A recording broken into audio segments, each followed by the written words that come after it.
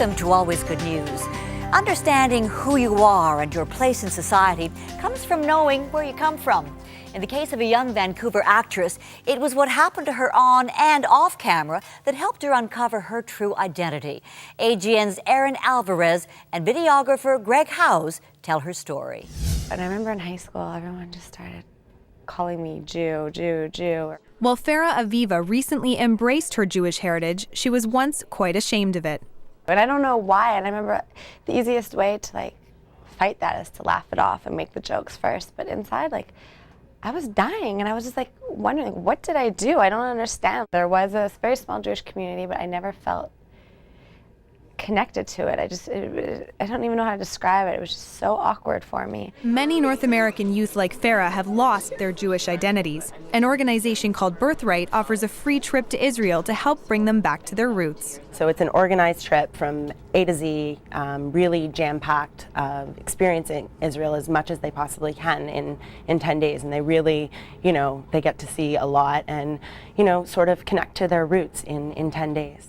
So when Farrah was given the opportunity to visit her Jewish homeland through Birthright, she took it. There it was fun and it was great, but I think because I had such a block on, it wasn't until afterwards when I got home that it hit me and I started to open up to the idea. I had my first feelings of, wow, it's okay. It's okay to be Jewish. It's okay to love where you're from. Farrah not only planned to visit Israel again, but she agreed to take part in a documentary called The Original Promise. Just walk down a street in Tel Aviv, almost any street. Pick up a newspaper or simply turn on the TV and one thing strikes you. You hear so many different languages and you see so many different faces. A truly multicultural mix. Like ours, a nation of immigrants who came by choice or because they had to. Jumping so quickly from someone who hid her identity to someone who was now open to it was a struggle for Farrah, especially now that she was going to announce her Judaism to the world through this documentary.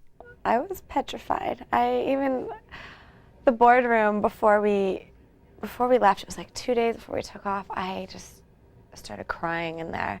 And I told the director, the producer, everyone, I was like, I don't know if I can do this. I don't know if I'm the right person to do this because I don't embrace my Judaism. This is all new for me. Luckily, that's exactly what producer-director Doug Coy was looking for in a co-host. And soon, during her first interview in Israel with a 17-year-old girl, Farrah settled into her role. And during the interview, we were just talking like friends, and it just eased me into the whole thing. And I had instant connection with her. I had ease with the purpose of doing the film, and everything just came together from there.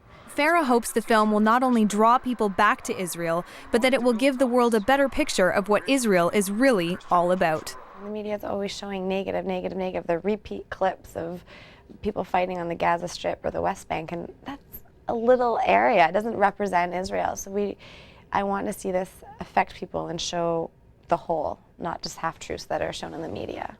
Farrah also hopes her story will help others accept their own faith. It's a blessing, and no matter what religion you are, you should embrace it. It's your connection, what you're born into to connect to God, and instead of being afraid of it, embrace it. And I think that your life will, once you embrace it, I feel like your life just plays out the way it's supposed to. I've come so far from not being able to tell anyone I was Jewish to now I'm telling the world.